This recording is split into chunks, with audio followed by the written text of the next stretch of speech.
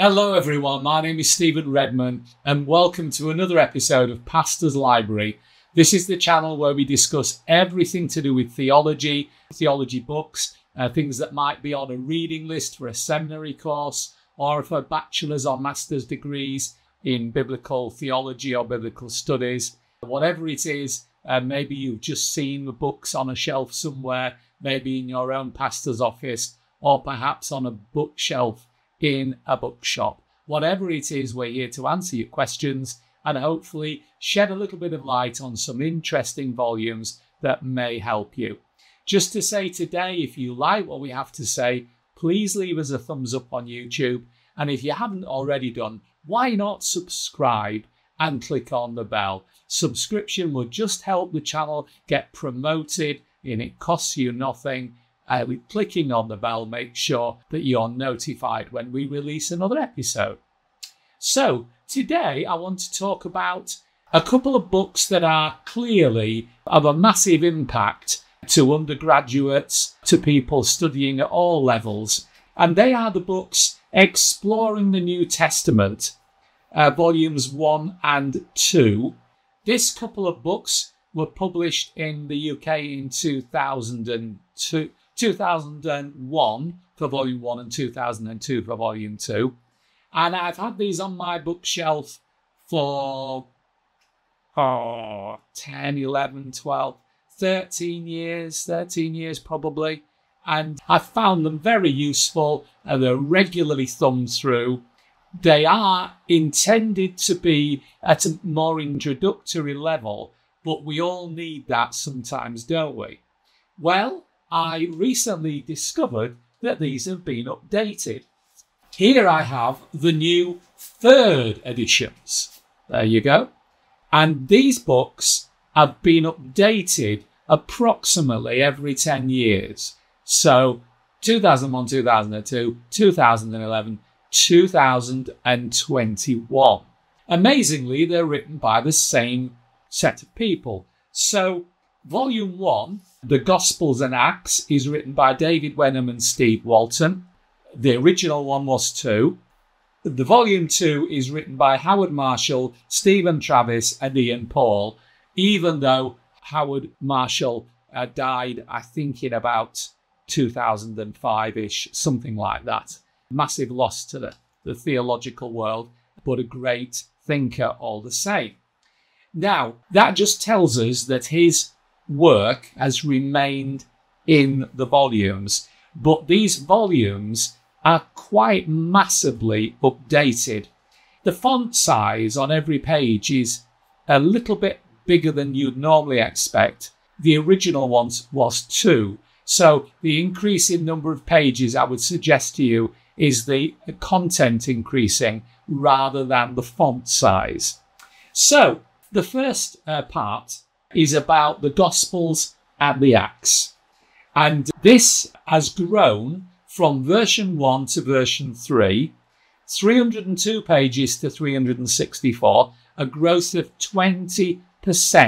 So over the 21 years, something like that, gap between the version 1 and version 3, we have seen a 5th more pages.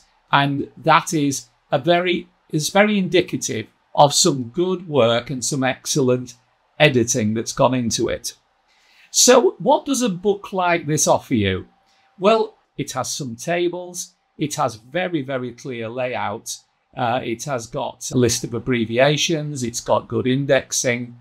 The charts and tables, whereas they're not on every page, I think there's something like roughly 20 in this first volume. And they're really excellent. You've got maps, you've got diagrams as well. These are all excellent works.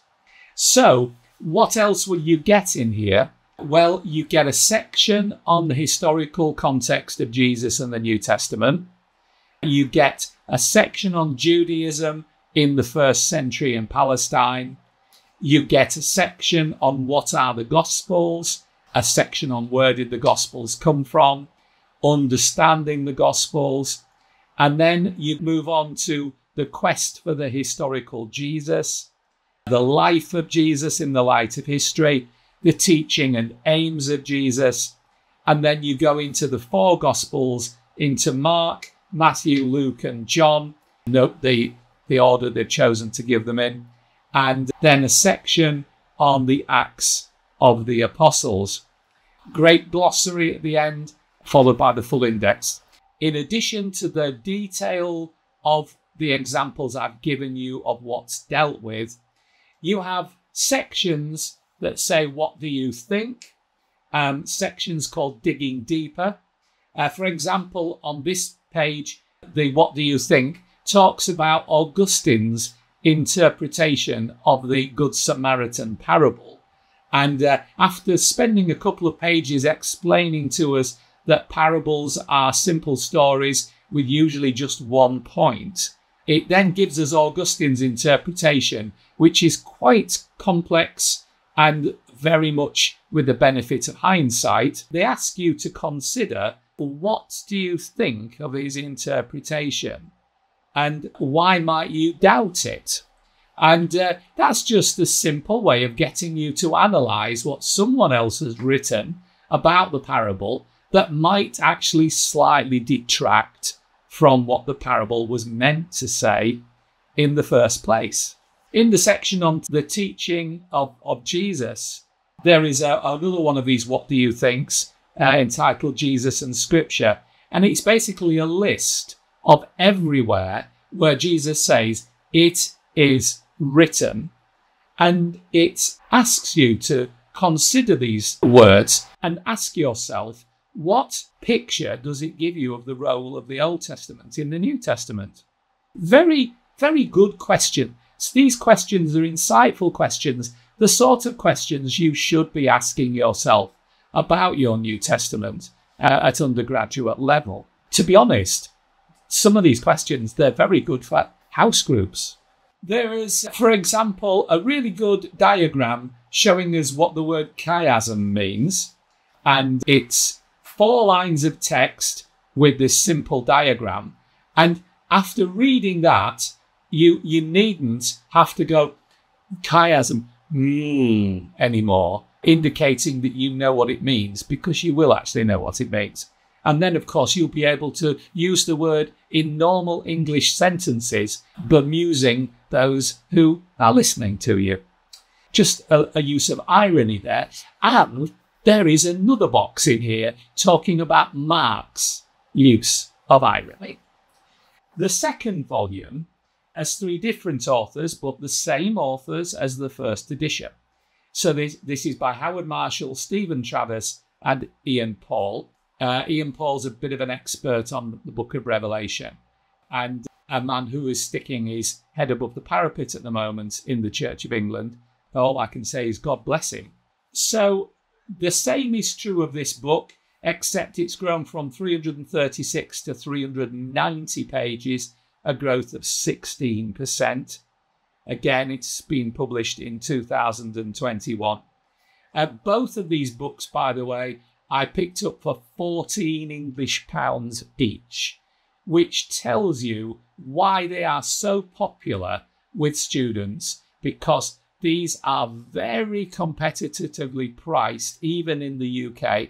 I wouldn't be surprised if you could pick them up for $14 in the USA. Well, these are published by SPCK in the UK. So the same 3 authors then. These books are both recommended in a number of theological colleges in the UK. Certainly the first edition was on my reading lists for my master's degree. The second edition came out in the middle of that degree, and the third edition, like I say, is more recent. So this book is dealing with the letters of Paul. The letters have individual sections that just goes through, to whom was the letter sent, what was the letter about, what are the main theological themes, and so on. And then there are letters by other church leaders. So there's Hebrews is included in that because, like most people, the authors don't think it was a work of Paul. There's the letter of James, the letters of Peter and Jude, the letters of John, and then a section which is definitely an Ian Paul section, the Revelation of John. I have to say that's a very, very well put together section. I think they all are, frankly. And this is just a great first reference. This is a place to go to when you're wanting basic questions asked, when you're wanting to know what the New Testament really has for you and how engaging it can be. And all I would say to you is, if you haven't got these and got into them, are you sure you need something that is more advanced? Because, frankly, these do go a long way. For example, in the What Do You Think section in Romans, it asks us to read the last section of Romans 1. It says Paul is painting a very sinful picture of our world that's pretty grim. And sometimes people might look at his picture of the world and say, surely the world isn't that bad. In our cultural 21st century, it's the sort of thing that people would criticise. And how do you feel you could substantiate Paul's position and why? And that's the sort of train of thought to put you on, which is quite helpful. As with the first volume, at the end of every section, there is a dedicated bibliography. It's normally split into introductory, intermediate, and advanced. And it's always very good. And of course, because these are 2021 books, these bibliographies are up to date. They're not incredibly in-depth, but I do find them useful. And I would suggest to you they would be very useful for any reader of these books. So, what I would say to you is the third edition of Exploring the New Testament, Volume 1 and Volume 2, really worth a buy. At £14 a volume, is there really any reason to go back and get a first edition from a second-hand bookshop that you might pay £5 or £6 for?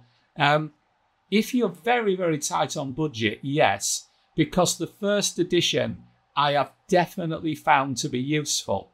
All I would say is there is definitely more and in a slightly greater depth in the third edition. I've not even seen the second edition, but the third edition is the current Vogue model and I thoroughly endorse it. I think it has a lot to offer. So if you have any comments to make, leave them below. I hope you've liked what I've had to say. If it has piqued your interest or anything, please leave us a thumbs up. Remember to subscribe and ring the bell, and I'll see you next time on Pastor's Library. Until then, bye!